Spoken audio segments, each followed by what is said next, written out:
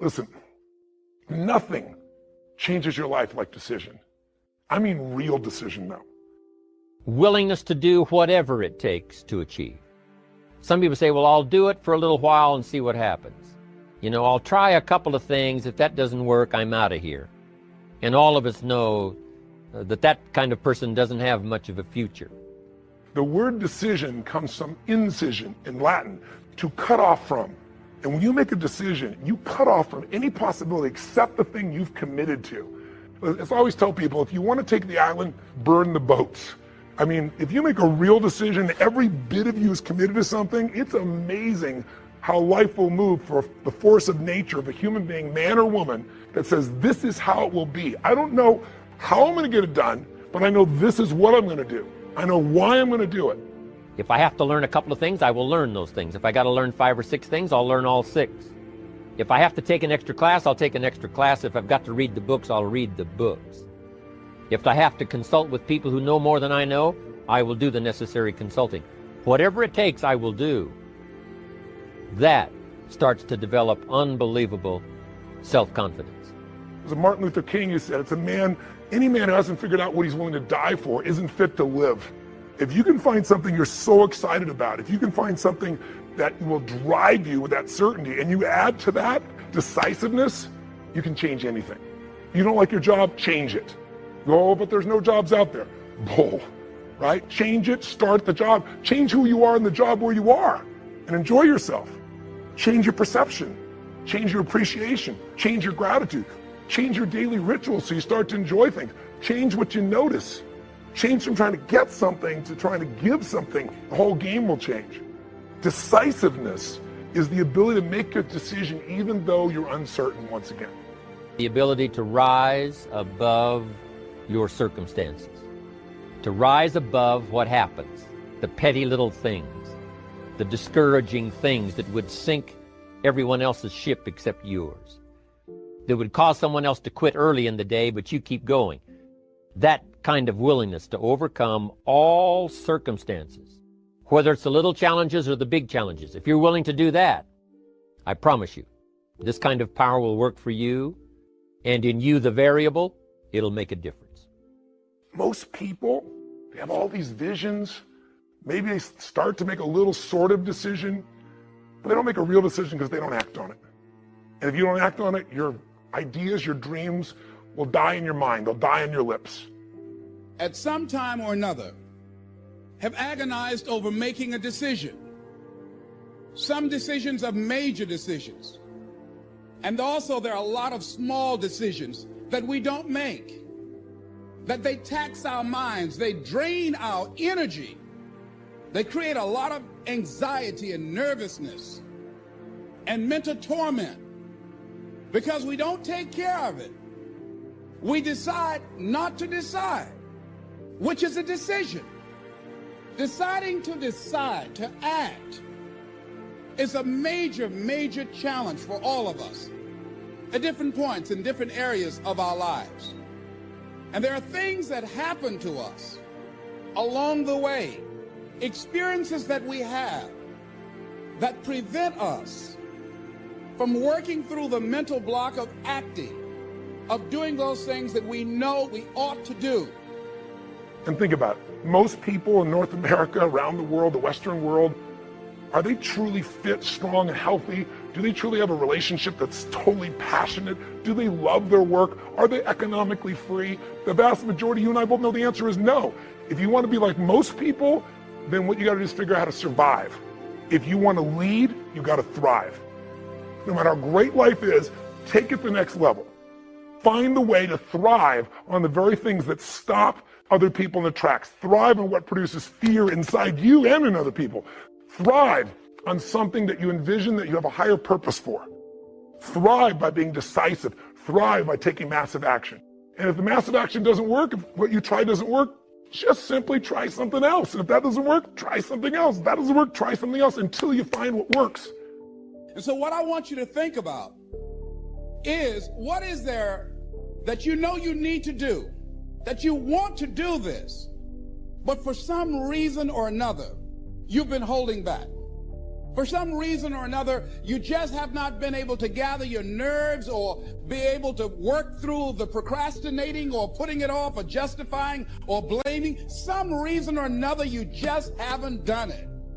And you know you ought to do this. You really want to do this, but you don't know why you haven't done it. Because in order to begin to reinvent your life, you've got to make a conscious, deliberate, determined effort. That you really got to put all of yourself into it. It's very challenging. Now you can speed that up by modeling, by finding somebody who's already getting the results that you want to get in your life. Somebody who already has lost 30 pounds and kept it off. They aren't lucky, it's been 5 years. Somebody who started with nothing and now they're financially free and their family has an extraordinary quality of life. Why not figure out what they do? Somebody who truly is happy, not because everything's going their way, because they find a deeper meaning and a richness in everything around themselves, whether it be their children or nature or even problems. Because obviously, if we have no problems, we feel dead inside. Problems can either destroy you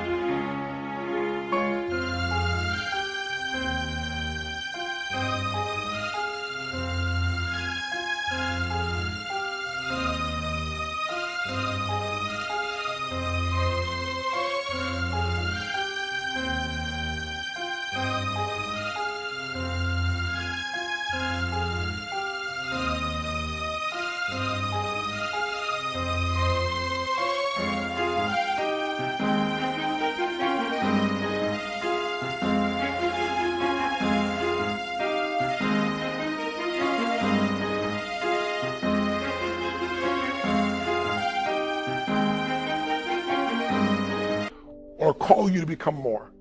If you look at the biggest challenges in your life, if you brought certainty to it, if you brought a vision beyond the problem, if you made some decision of what you're going to change, even if you didn't know how, and if you took immediate action with enough intensity, massive action, you probably found the cure-all. You probably found a way to adapt and get where you want to be. That's what thriving is really all about. Wanting to excel in all of the skills and settling for nothing less than an outstanding performance. If you're willing to be the best in your field, if you're willing to demand of yourself excellence in skills, to be the best that you can possibly be. In the training, do the best you possibly can. In doing a workshop, do the best you possibly can. I know I need to do this, but I don't feel like it. I don't want to do it. I know I need to do it, yet leave me alone. No, I don't want to do it. So what do we do? What are those things that cause us to do like that? I think that among the things that prevent us from acting is the fear of failure. And if you've already failed, you don't want to fail again. The pain of that, the disappointment, the fear of loss is another thing. Because many times when we do those things that we know we need to do, we feel that we might lose somebody that we love very much and care about. We don't want to hurt anybody. Many of us don't act because we want other people's approval. We want everybody to like us and to accept us. And that's not possible.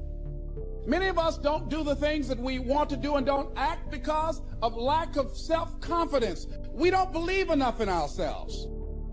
But the ultimate thriving is not just breaking through and making things happen. The ultimate thriving for this year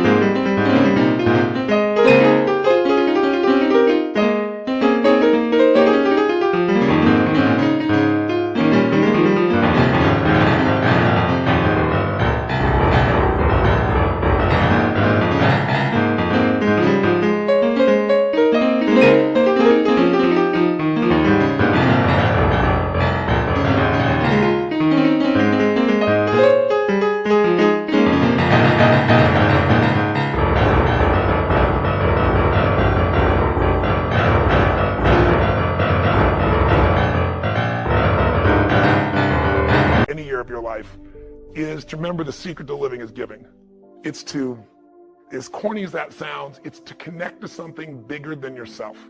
And it can be done so easily. It can be done right there at home. Instead of running past your kids, looking at your phone, it's stopping, connecting. It's kissing your spouse in a way where those sparks happen, like when you first met, instead of how you doing and moving on. Most of us are moving so fast, trying to manage our lives, that we're not thriving. Thriving comes with depth. You're not going to find thriving in a friendship that happens in milliseconds online. Nothing wrong with it. It's great connection. But a depth of a real friendship is not your Facebook friend. It's not the same as being with somebody and actually having your full attention, not while you're monitoring what's going on your cell phone. Just the experience of being with somebody. But contributing your caring, contributing your interest, contributing in a simple way, finding some way to give love, attention, care, joy, or happiness to any human being. It doesn't have to be working in a soup kitchen, but that can be pretty wonderful too. Volunteering an hour in a month, an hour in a week can change a person's life. But it can be outside world, it can also be really on the inside world. If you want to thrive, then you got to remember life's not about me, it's about we. Early in my life, I had a decision to make. Would I be a ladder climber or a ladder builder? In the beginning, I made the wrong decision. I chose to be a ladder climber. I viewed all of my colleagues in ministry as competitors, and I worked hard to climb the ladder faster than them. As I started to succeed, I felt lonely and unfulfilled. I changed and became a ladder builder. I began to complete others instead of compete with them. I discovered that helping others succeed with me is more rewarding than my personal success.